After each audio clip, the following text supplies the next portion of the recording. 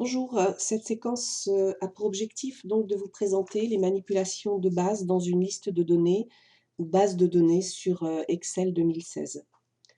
Donc une liste de données, pour rappel, c'est un ensemble de colonnes qui sont appelées champs. Chaque champ dispose ici d'une étiquette de champ, par exemple raison sociale, et de lignes qui sont appelées enregistrements. Quels traitements peuvent être réalisés sur une liste de données? 4 traitements existent. Premièrement, la liste de données peut être enrichie. Deuxièmement, elle peut être triée.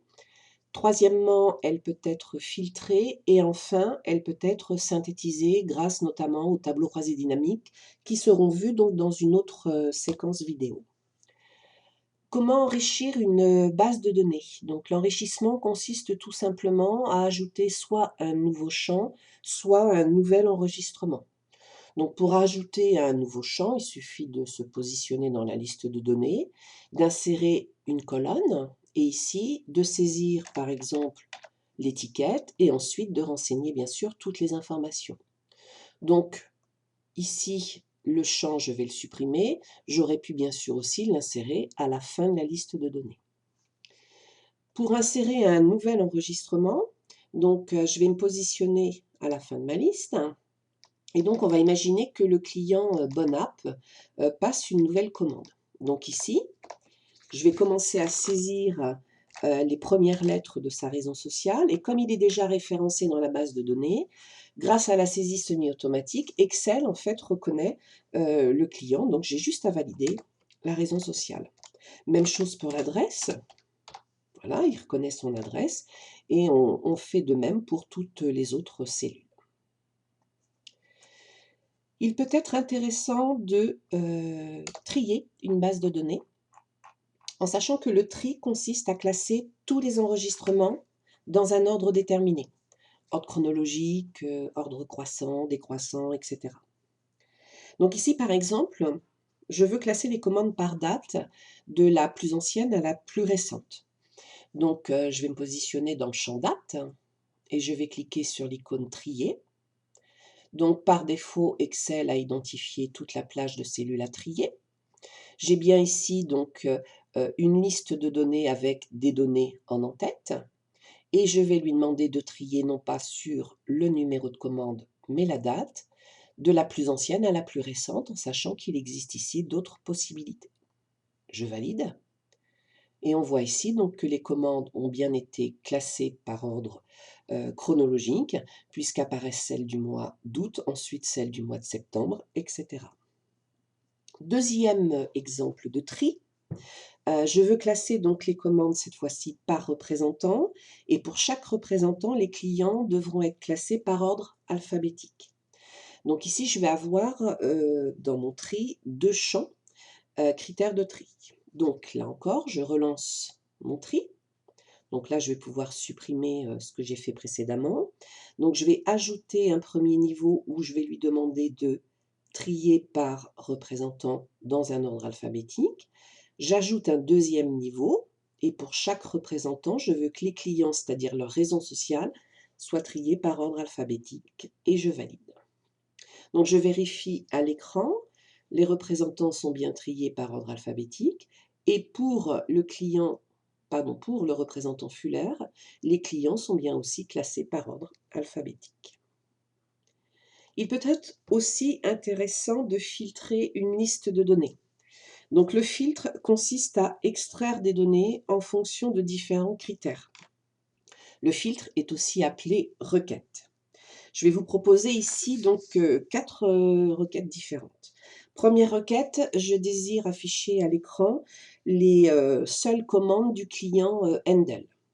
Donc je vais filtrer ici sur le champ raison sociale, hein, puisque je n'ai que le nom du client. Donc pour filtrer, je vais cliquer sur l'icône filtre. Et à côté donc de chaque champ apparaît désormais une liste déroulante qui va me permettre tout simplement d'appliquer des filtres. Donc ici, je désire le seul client Handel, donc je vais désélectionner ici tous les clients qui apparaissent et je le retrouve ici, je le sélectionne et je valide.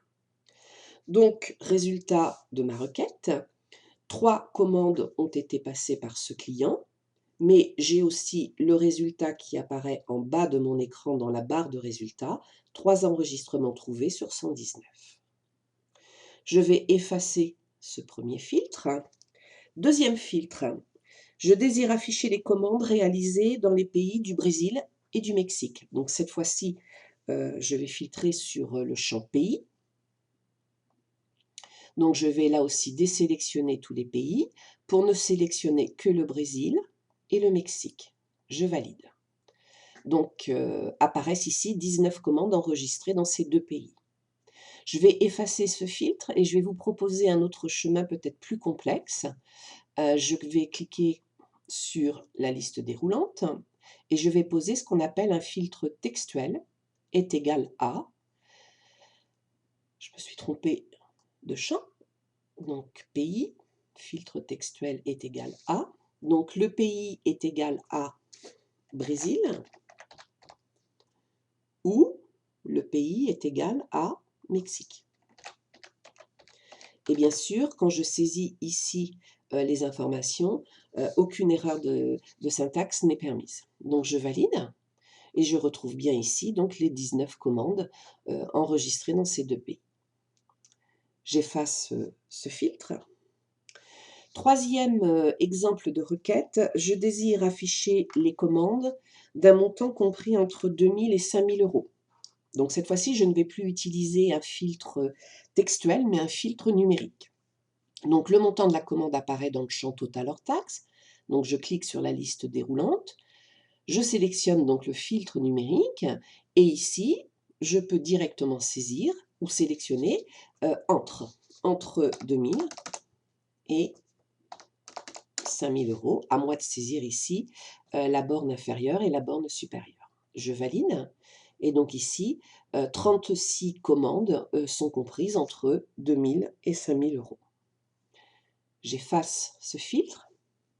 Enfin, donc, dernier exemple de requête, un petit peu plus complexe.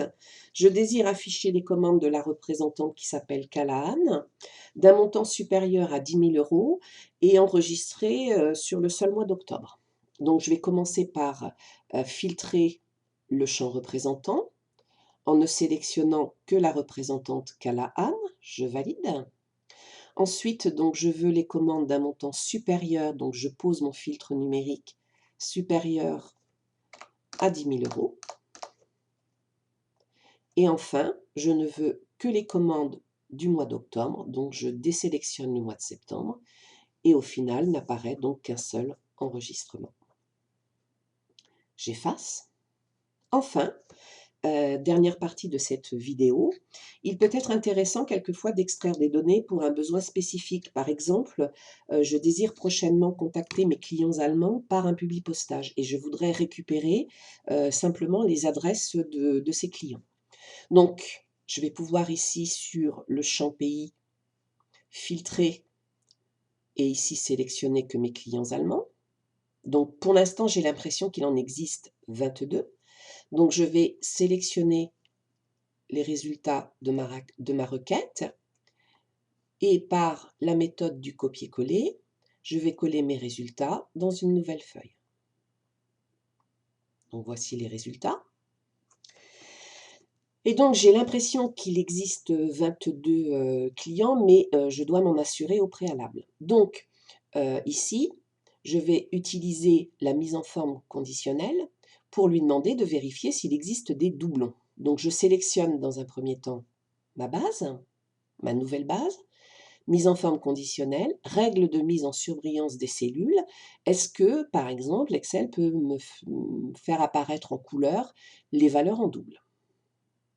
Et donc apparemment, il existe de nombreuses valeurs en double. Et si on vérifie à l'écran, effectivement, de nombreux clients apparaissent plusieurs fois dans la base de données. Donc, pour rendre cette base de données opérationnelle et notamment supprimer donc les doublons, je vais retourner dans le menu Données et je vais ici cliquer sur l'icône Supprimer les doublons. Je vais lui demander de supprimer les doublons qui portent sur quoi? La raison sociale, l'adresse, la ville, le code postal. Je peux désélectionner le pays, le représentant, le numéro de commande et la date de commande. ainsi que le total hors taxe. Et je valide. Nous avions au préalable 22 enregistrements et avec la suppression des doublons, donc en fait, il n'en existe plus que quelques-uns. 13 valeurs en double ont été trouvées et supprimées. Il reste 9 valeurs uniques. Donc là, vous pouvez disposer d'une base de données opérationnelle pour un futur publipostage. On pourrait aussi, bien sûr, ici, supprimer les champs dont nous n'avons plus besoin. Cette séquence est terminée.